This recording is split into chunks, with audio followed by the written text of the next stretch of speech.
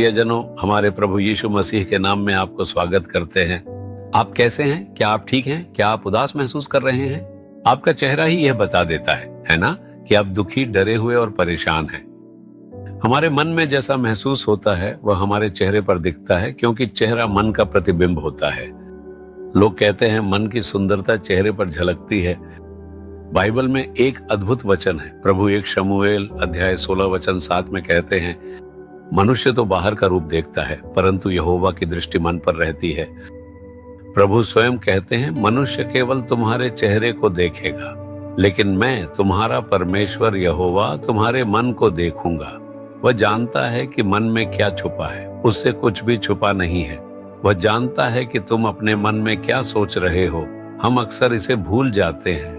मैं परमेश्वर के एक अद्भुत सेवक को जानता हूँ। वह एक ऐसे व्यक्ति हैं जिन्हें परमेश्वर से अनेक वरदान मिले हैं। एक बार एक माँ अपनी जवान बेटी को उस परमेश्वर के सेवक के पास प्रार्थना के लिए लाई। उसने कहा, भाई, मेरी बेटी की शादी नहीं हो रही है, इसमें कुछ बाधाएं प्रकट होती हैं। वह आने वाले विवाह प्रस्ताव को बार बार ठुकरा देती है, इसलिए हम उसकी शादी के लिए प्रार्थना करने आए हैं। परमेश्वर के सेवक ने धैर्यपूर्वक सुना और फिर प्रार्थना करने के लिए अपनी आंखें बंद कर लीं।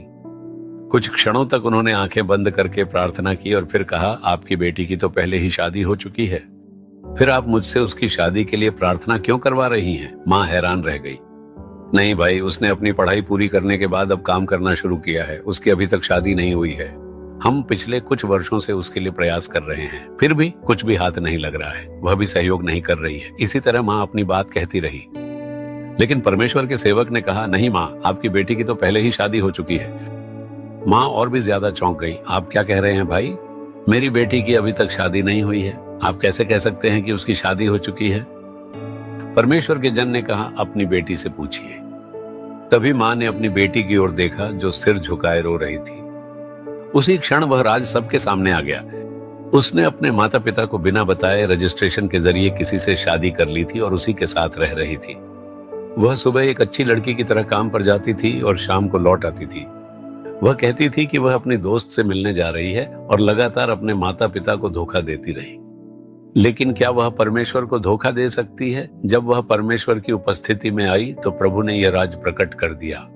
क्या आप उससे कुछ भी छुपा सकते हैं? वह सब कुछ जानता है। इसी कारण प्रभु स्वयं कहते हैं, मनुष्य तो चेहरे को देखता है, लेकिन मैं तुम्हारा परमेश्वर यहोवा हृदय को देखता हूँ। वह हमारे मन में छुपी और ढकी हर बात को जानता है। इसीलिए हमें प्रभु से हर बात खुलकर करनी चाहिए।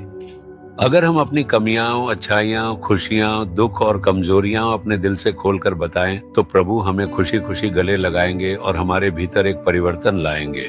फिर वह हमें पवित्र करेगा और सुंदरता से मार्गदर्शन करेगा। इसीलिए आज प्रभु से कहें, प्रभु, आप मेरे मन की बातें जानते हैं, कृपया मेरे हृदय में जो भी अधर्म है उसे दूर कर दें।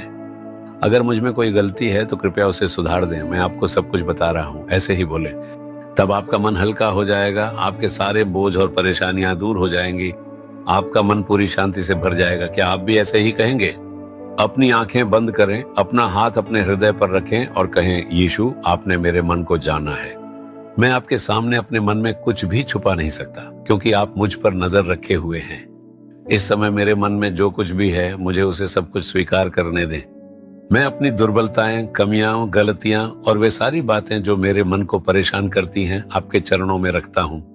मेरी सारी कमियों को क्षमा करें और उन्हें सुधार दें और मुझे शुद्ध आनंद और शांति से भरा नया हृदय दें। मैं यीशु के नाम में प्रार्थना करता हूं। आमीन, आमीन। Jesus redeem Hindi YouTube channel को सब्सक्राइब करें। सब्सक्राइब बटन पर क्लिक करें और बेल आइकन को भी क्लिक करके हर दिन की नई कार्यक्रमों की जानकारी प्राप्त करें।